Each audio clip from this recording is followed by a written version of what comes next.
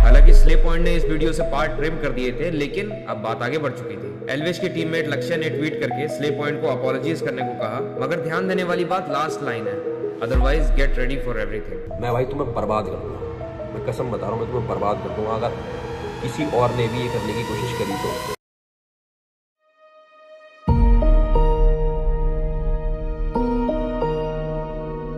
Social media एक time पे सिर्फ मस्ती और क्रिएटिविटी की जगह हुआ करती थी, लेकिन अब कुछ लोगों ने इस प्लेटफॉर्म को पूरी टॉक्सिसिटी से भर दिया है और एक बैटलफील्ड बना के रख दिया है, क्योंकि उन लोगों को पता है कि अगर हम लोग कंट्रोवर्सीज में नहीं रहेंगे, ट्रेंड में नहीं रहेंगे, तो हम लोग इररिलेवेंट हो जाएंगे।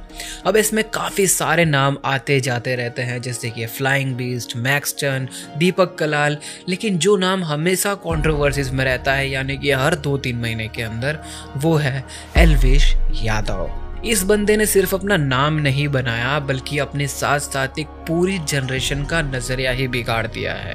गौतमी कावले का जो भी वायरल कंट्रोवर्सी हुआ है वो तो सिर्फ एक ट्रेलर है, क्योंकि आज जो मैं दिखाने वाला हूँ वो एक फुल फ्लेश्ड मूवी है। इतनी हिम्मत कहाँ से आ गई इन 2 बच्चों में कि उनको ये लग गया कि ओ ये तो कुछ कह नहीं रहा, चलो कर देते हैं। That is below the belt for me. अब एल्विश यादव का नाम आज हर एक इंडियन यूथ के जुबान पर है। 2016 में देसी ह्यूमर और रिलेटेबल कंटेंट के साथ उसने अपनी जर्नी को शुरू किया था। लोग हंसे, वीडियो शेयर किए और उसका नाम चारों तरफ धीरे धीरे फैलने लगा। वीडियो पसंद आई, लाइक, कमेंट, शेयर, सब्सक्राइब सब चीज कर देना। इंस्टाग्राम पे मेरे को फॉलो कर लेना, elvish_यादव यहीं कहीं आ गया होगा। लेकिन ये मस्ती मजाक वाला एल्विश यादव एक एरोगेंट और एक टॉक्सिक इन्फ्लुएंसर कैसे बन गया, ये कहानी और भी ज्यादा शॉकिंग है जितना आप सोच भी नहीं सकते।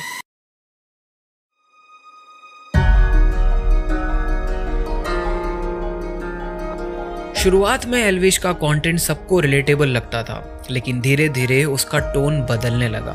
उसके रोस्ट वीडियोस एक लेवल के बाद हेट स्पीच बनने लगे और लोगों को समझ में आने लगा कि ये बंदा इंटरनेट के ऊपर बैठकर लिटरली हेट फैला रहा है।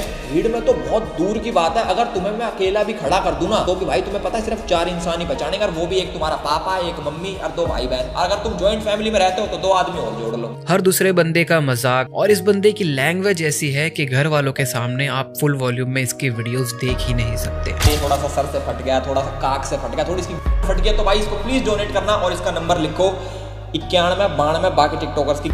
और ये सारी चीजें सिर्फ जोक्स नहीं है दोस्तों, ये उस माइंडसेट को प्रमोट करता है जो लड़कियों को सिर्फ ऑब्जेक्ट्स की तरह ट्रीट करने की बातें करते हैं। और आयरनी ये है कि उसके जो इतने सो कॉल्ड फैन बॉयज हैं वो इसको एक और नेक्स्ट लेवल पर लेके चले जाते हैं।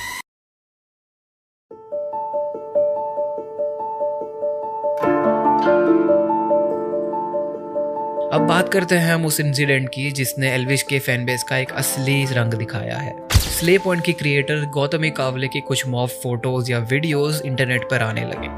ये फोटो किसी रैंडम ट्रोल ने नहीं बनाया था, बल्कि एक एल्विश यादव के खुद के फैंस ने बनाया था, सिर्फ इसीलिए क्योंकि गौतमी ने एक बार इनडायरेक्टली उसके कंटेंट के ऊपर कमेंट कर दिया। और उस वीडियो के अंदर इस बंदे को डायरेक्टली टारगेट नहीं किया गया था, बल्कि उन्होंने सिर्फ एक फन वीडियो बनाया था जिसमें उन्होंने काफी सारे यूट्यूबर्स के ऊपर स्लैंग्स मारे थे। और ये बंदा इतना ज्यादा इनसिक्योर है कि इसने अपने बंदों को बोल दिया कि भाई जो करना है करो और दिखा दो इसकी औकात। तू एक वीडियो भी बना सकता था, तू काउंटर भी दे सकता था, तू एक बार को लीगल एक्शन भी ले लेता जो तेने लिखा है, लेकिन जब तेने तेरी ऑडियंस को बोला कि अब तुम जाओ बिलो द बेल्ट, यहाँ पे आप गलत हो। क्योंकि उसके बाद एल्विश आर्मी जो है, जिसे सारी जनता गवार आर्मी कहती है, एल्विश आर्मी ने स्ले पॉइंट को ट्रोल किया तो वो अपनी लिमिट ही भूल गए। उन्होंने एक्चुअली बिलो द बेल्ट जाके गौतमी जो कि स्ले पॉइंट के अंदर फीमेल कैरेक्टर है उसकी मॉर्फ पिक्चर को डाल के बहुत ही गंदे कमेंट्स करना स्टार्ट कर दिए। और सबसे घटिया बात तो यह है कि एल्विस ने अपने खुद के जो फैंस ने ये हरकतें की थी उनको चिल करने को बोला और एक बहुत ही क्रिप्टिक ट्वीट डाल दिया कि जो मेरे अगेंस्ट बोलेगा उसका तो यह होना ही था। भाई ये क्या है, तुम लीडर बनना चाहते हो या एक इंस्टिगेटर?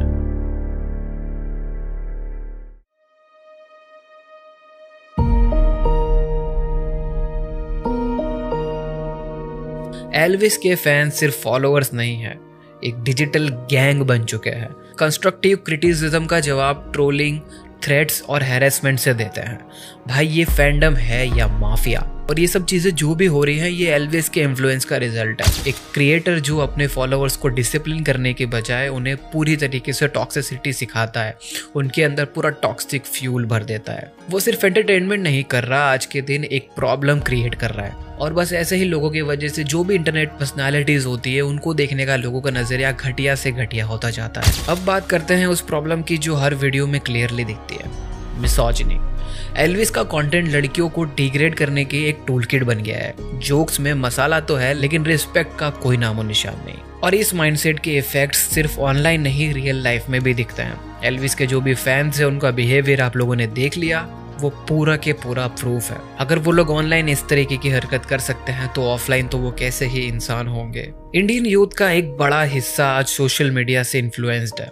जो वो देखते हैं वही वो सीखते हैं, और जब ये उनके रोल मॉडल्स टॉक्सिक्स हो जाते हैं तो उनका फ्यूचर भी डार्क हो जाता है। भाई ने रिलीजन के नाम पे बहुत सारी ऑडियंस इकट्ठा कर ली है और वो इतने ज्यादा पागल है इसके पीछे कि वो कुछ भी करने को बोले तो ये वो करेंगे। भाई क्रिएटर्स का काम सिर्फ एंटरटेन करना नहीं होता है, रिस्पॉन्सिबल होना भी होता है।